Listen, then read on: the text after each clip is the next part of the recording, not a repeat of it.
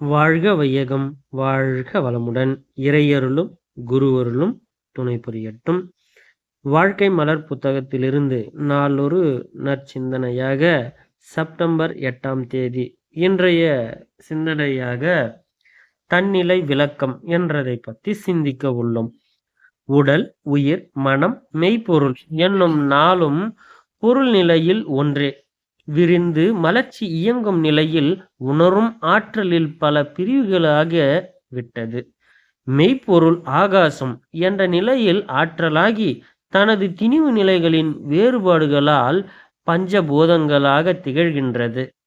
உயிர்களிடத்தில் பஞ்சபூதங்களை பிரித்துணர விரைந்துள்ள கருவிகளே பஞ்சேந்திரியங்கள். பஞ்சேந்திரங்கள் மூலமாக எழுச்சி பெறும் உணர்வுகளாக விளங்குகின்றன. விதமே பஞ்ச தன்மாத்திரை. மெய்ப்பொருள் பஞ்ச தன்மாத்திரைகளாக இயங்கும் போது பெறும் அனுபவமே அடையும் தன்மையே மனம் என்கின்றோம். மெய்ப்பொருள்தான் மனமாக இயங்குகின்றது. பரமநிலைக்கு மனநிலைக்கும் இடையே பஞ்சபூதம், பஞ்சேந்திரியம், பஞ்ச தன்மாத்திரை இந்நிலைகளில் தொடர் இயக்க களமாக விளங்குகின்றன. இவை 5 நிலைகளையும் இணைத்து தனது மூலம், சிறப்பு, முழுமை என்னும் நிலைகளை உணர்வதே தன்னிலை விளக்கமாகும்.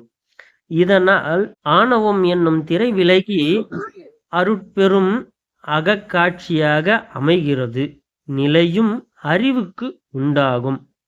இதன் விளைவாக இனி ஒழுங்குற்ற நிலையில் நினைவாகவும் செயல் புரியும் தனது திறம் ஒழுங்கும். பாவப்பதிவுகள் ஏற்படா உள்ள பதிவுகள் கழியும். மயக்கத்தால் ஏற்பட்ட பொருள் பற்று விலகி தன்னிறை உறவு உண்டாகும். இப்பெரும் பேரின்பம் பெறுவதே மனித பிறவியின் நோக்கம். ஒரு நல்ல வாய்ப்பு உங்களுக்கு இப்பேரின்பத்தை பெறுவதற்கு கிட்டிவிட்டது. குண்டலினி யோகம் இவை அனைத்தும் நலகின்களை தரவல்லது. நீங்கள் அனுபவித்தாலும் ஆராய்ச்சியாலும் உணர்ந்து வருகின்றீர்கள். குண்டலினி யோகத்தின் மூலம் மனதை அதன் அடித்தளமாகிய உயிரும் அதன் தொடக்க நிலமாகிய மெய்ப்பொருளும் நிலைக்கச் செய்து முடிகின்றது. இதன் முறையினான பயிற்சி நிச்சயம் முழுமை பயனளிக்கும். வாழ்க வளமுடன்.